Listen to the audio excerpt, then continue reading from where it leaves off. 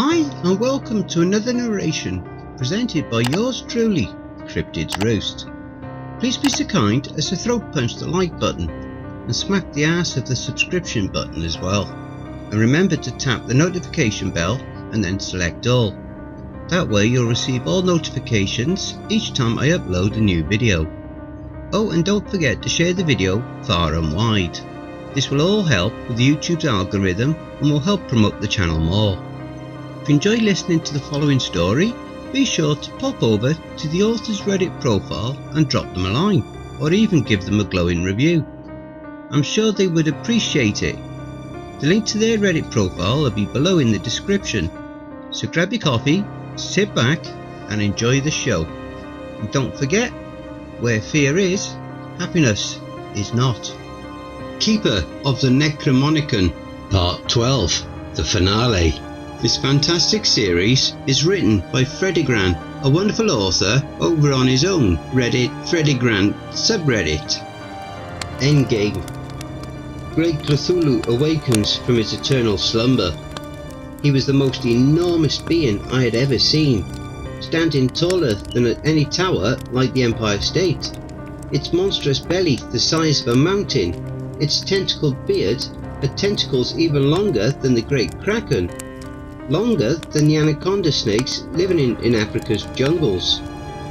It was clear to me as soon as this being woke his sleeping brothers, they would lay waste to humanity in no time. Cthulhu grabbed the great blue whale Moby in his right hand and formed a fist, smashing the great whale to pieces. Another terror from the deep rose. Kaiju, the great lizard monsters.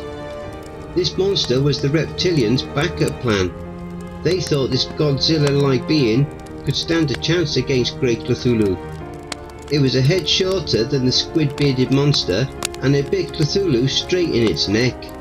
Cthulhu began to drip dark red blood from his wound, filling the ocean underneath it. Maybe the Illuminati was onto something.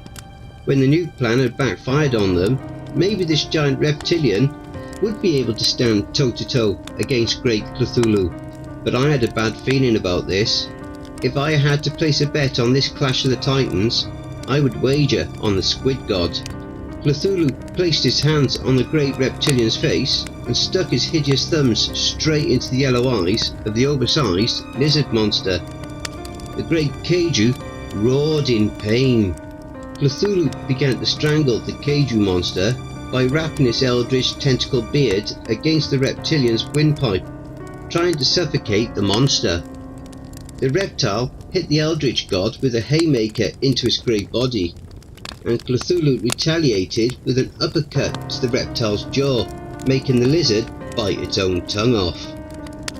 The clash of the great monsters began to split Riley into two places. Their blows were so powerful that they caused a great cataclysm. A giant snake from Yig was summoned to the Kaiju. It appeared to be its familiar. A monster bound to it that gave it spiritual strength. Now it came to aid Great Kaiju in this battle for life and death for all human beings living on this planet. The snake wrapped itself around Cthulhu's throat and began to suffocate the monster like a boa constrictor. Maybe we could win this after all. Out from the dead carcass of the cave monster, a hideous cocoon was birthed, and out of that cocoon an even more hideous sight was spawned. Nyarlathotep, the tentacle god we had defeated in the battle for Excalibur, what seemed like a very long time ago, when so many of our friends were still alive. We lost so many lives along the way, and now this abomination was back. I come in peace, humans. I am on your side. If Cthulhu destroys all humans, there will be no one left for me to torture. I am a malignant god, like a bad kid with a magnifying glass burning ants, and all of humanity are like ants to me. And you did surely not think you could defeat me so easily. What the tentacle-headed monster said rang true to my ears. He was on our side after all, and yes, defeating him had seemed too easy. Cthulhu grabbed the snake of Yig and ripped it into 2 halves. It died in an instant.